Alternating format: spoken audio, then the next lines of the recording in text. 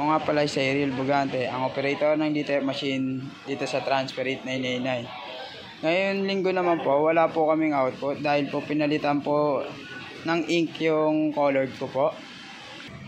Ito naman po ang printer head area po namin.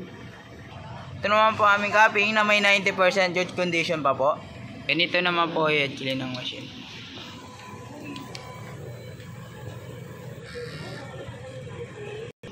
After head clean po, nasa ng wiper.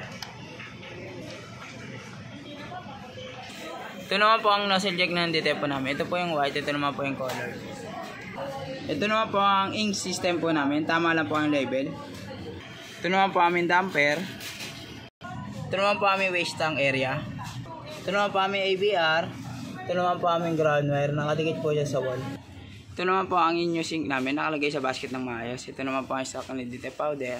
Ito naman po ang DTF ink solution and DTF roll po namin.